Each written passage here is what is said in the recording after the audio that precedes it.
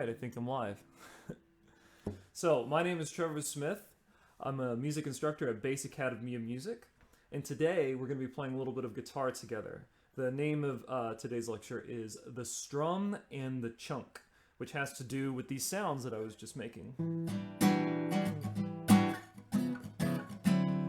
You know, it's one thing to learn how to play a chord on the guitar like this,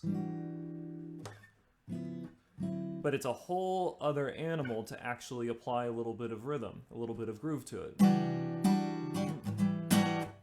So today we're going to talk about that. This is part of BAM's weekly masterclass series. Every weekday, Monday through Friday, one of our instructors gives like a 10-15 minute presentation on something that they're interested in. So if you guys like this content, if you enjoy the kind of things that I've been sharing or that other teachers have been sharing, please like us, follow us on Facebook, consider donating.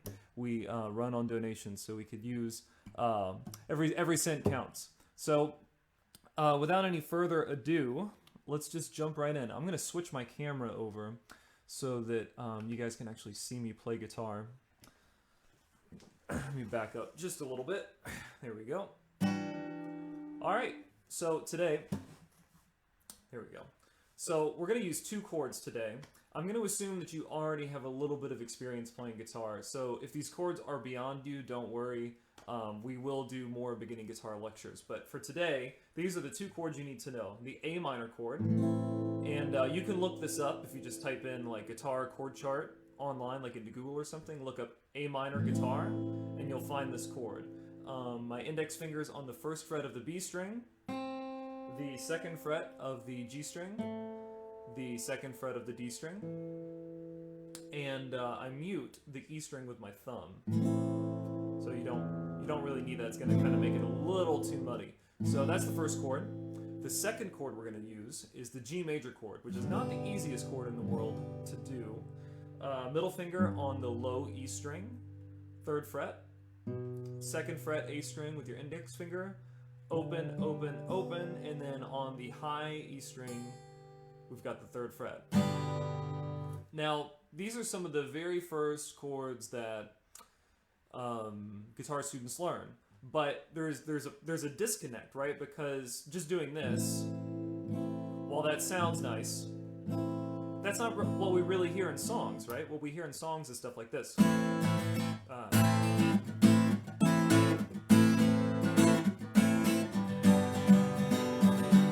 That kind of thing. So what I'm going to do today is kind of talk about how to do that. So the main thing you need to understand is the strumming. So if you notice when I was doing it kind of the plain way, I'm just using my thumb, or you can use a pick, and you just kind of strum all the strings. By the way, I see a couple people have joined us. I am live, so if you have any questions or comments or concerns, you just want to say hi, feel free to comment. I can totally interact with you, I think, if I've got this set up correctly. Okay, anyway, so my thumb's just going straight down like this, and that's the kind of plain, boring, like easy thing to do. So strumming, let me see if I can get more of my hand in here. Basically, the gist of it is that you're going to go down and then up, and so you just do down strokes and up strokes. Now, there's a couple caveats to that. One is when I go down, and this is just me personally, I think there's other people that strum a little bit different. This is just kind of what I do, is I use my fingers, and I don't necessarily like just straight up flick them like water, you know, coming off, but it's a little bit like that. So I'm using those four fingers when I go down, and then on the way back, I kind of use my thumb almost like it's a pick. So let me do it in slow motion here.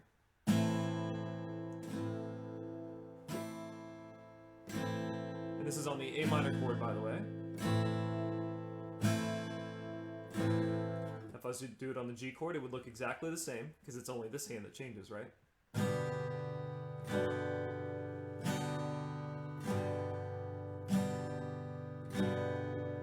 So it's not something you can get down necessarily like that, but if you're not comfortable with that, go ahead and like pause the video and just take some time and just get used to this motion, because you're going to have to speed it up quite a bit.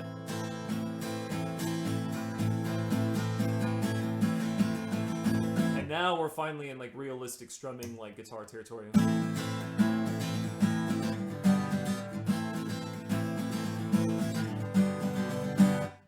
And a good tip, especially for parents, sometimes kids will get really frustrated right when they can't get it right immediately. So my recommendation is the teachers always to slow it down and just take your time. It's not a race. You're not on stage. You're not trying to impress anyone. And just go slow and try to minimize any extra motion. So like if I was to go like all the way down like this, like I'm Pete Townshend from The Who or something, I'm just like rocking out. It's going to be really hard to go fast that way because I have so much motion. If you notice when I play fast, I don't have a lot of motion, right? This is something that's true on all the instruments that I play. I'm pretty sure it's universal, really, is that economy of motion, using as little motion as possible to produce the sound, is necessary to go fast.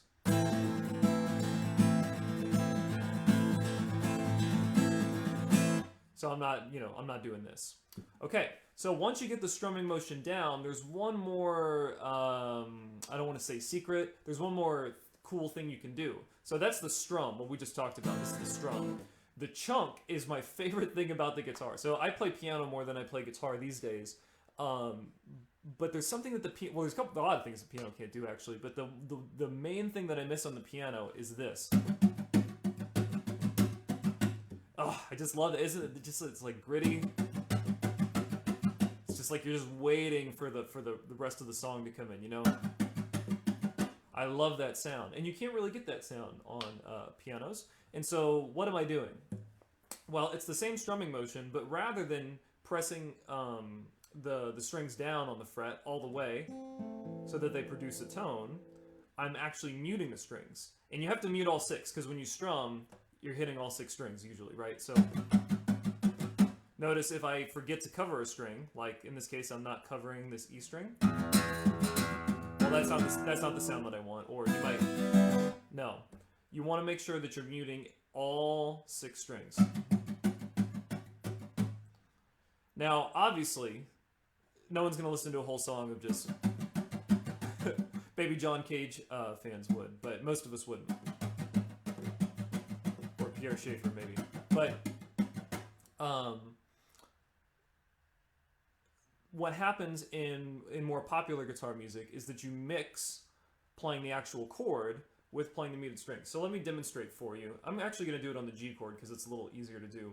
So I'm pressing down all the strings, or I'm pressing down all the strings that you're supposed to press down on the G chord, the E, A, and the high E string, and then open in the middle. So if I strum this, great, kumbaya, we're at the campfire, summer camp, all that good stuff. But what I'm going to do is, when I want muted strokes, I'm going to keep the same shape, but I'm going to kind of let my fingers collapse so that all the strings are muted. Notice my fingers don't really leave that spot, and that's because I don't want to have unnecessary motion. There's no point in muting it way up here if I'm about to go back to this chord, right? Like that introduces unnecessary motion. So when I mute it, I just literally keep very similar shape, and I just kind of, you see that motion right there? I'm just muting all the strings. And so if I intermix them,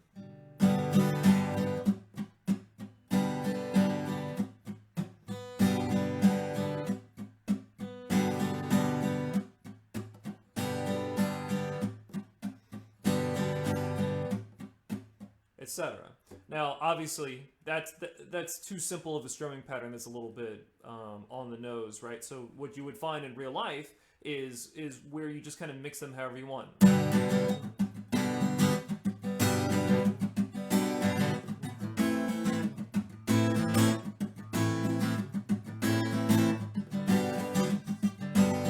And there's so many strumming patterns. There's basically an infinite variety. Listen to your favorite song, listen to what they do, try to slow it down if you have the software to do that, and figure it out. Today we're going to learn one quick strumming pattern. Well, actually, let me start a little simpler than that. So if you're just discovering this, a great thing to do is to do like one clean stroke, or no, I'm sorry, 4 clean strokes and then 4 dead strokes like I was doing earlier. That's a great exercise to kind of just get used to the transition.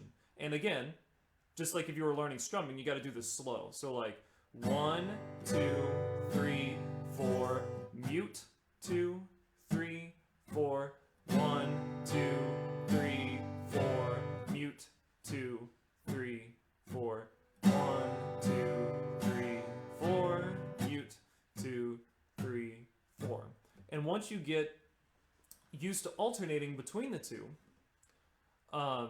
then you can start mixing and matching and doing things that are a little bit more complicated. But that's the basic motion that you want. Alright, so let's learn a slightly more complicated strumming pattern, just because I want to leave you with something that sounds realistic, something that you could use that sounds really cool. One of my students is learning this Drake song called Toosie Slide. Me being old and uncool, I had never heard it before. And this is the strumming pattern that I'm having her do in this song. So you're going to go down, down, up,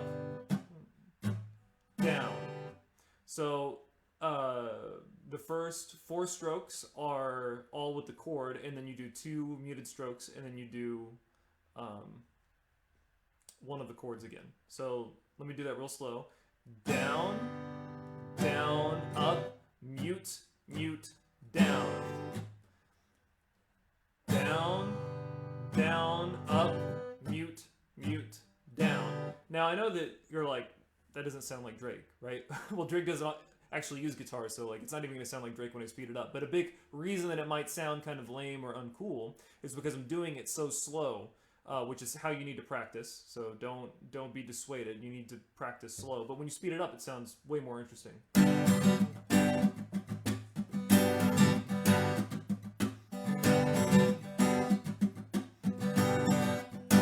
Yeah, way more cool, right? And all I'm doing, it's the same pattern. All I'm doing is down, down, up, down. Or down, down, up. And that's, I call those the chunks, but the real name is a muted stroke. These things right here. It's my favorite thing about guitar. Okay, one more thing, I forgot to mention this earlier. So you're not always able to collapse your hand in the way that I mentioned on the G chord. It's a little easier that way. Sometimes you might have chords like this. This is why I chose the A minor chord, because you actually can't really collapse because it leaves these strings muted. And this kind of gets at the comment that Liam just left, that the thumb over is a little tricky. I have some students that have small hands, and this is actually, I think, like their hands are too small for their thumb to come over, and I think what I'm about to show you will help with that if this is something that you struggle with. Now, if your hands are big enough, this is just a tool that you need. So just practice until you can actually get your thumb over the neck. But if you can't do that, if your hands are too small or something else is going on, in this case, I can't just keep the same chord shape. So what I do is I lay my pinky lightly, not with force, because then I'm going to get this sound, which you don't want, but lightly over the strings. And then the rest of my fingers stay down there. This is not the easiest thing in the world to do, but with a little bit of practice, I think you can do it. All right, so let me just...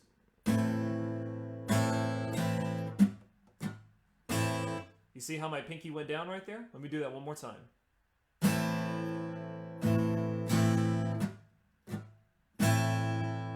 So I'm actually using my pinky to come over. Similarly, you can also just lose the position if you have to. So like...